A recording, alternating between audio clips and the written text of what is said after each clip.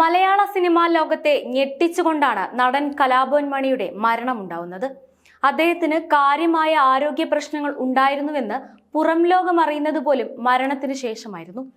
കരൾ രോഗബാധിതനായ മണി അമിതമായി മദ്യപിച്ചതും അതല്ല വിഷം അകത്ത് ചെന്നതാണ് മരണകാരണമെന്നും തുടങ്ങി നിരവധി ദുരൂഹതകൾ ഉയർന്നു വന്നിരുന്നു.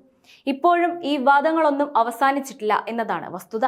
എന്നാൽ മദ്യപാനം കൊണ്ടല്ല കലാഭവൻ മണി മരിച്ചതെന്ന് പറയുകയാണ് നടൻ കിരൺ രാജ്. മരിക്കുന്നതിന് മുമ്പ് ഒരു വർഷം മുമ്പ് കലാഭവൻ മണിയെ കാണുകയും അന്ന് അദ്ദേഹവുമായി പിണങ്ങിപ്പോന്നതിനെ പറ്റിയുമാണ് ഒരു യൂട്യൂബ് ചാനലിൽ നൽകിയ അഭിമുഖത്തിലൂടെ കിരൺ വെളിപ്പെടുത്തുന്നത്. മദ്യം കാരണം മരിച്ച താരങ്ങളൊന്നുമില്ലെന്നാണ് കിരൺ പറയുന്നത്.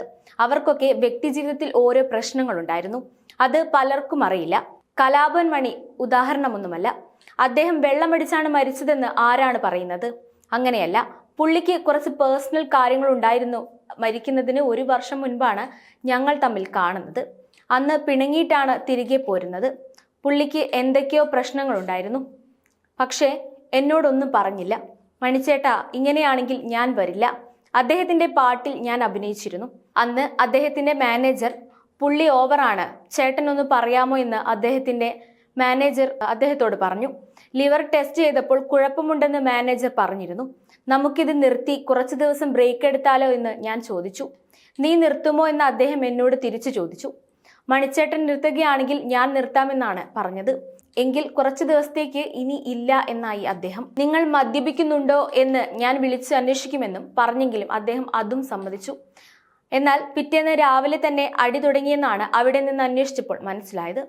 മാനസികമായിട്ടൊക്കെ കുറെ പ്രശ്നങ്ങൾ അദ്ദേഹത്തിനുണ്ടായിരുന്നു.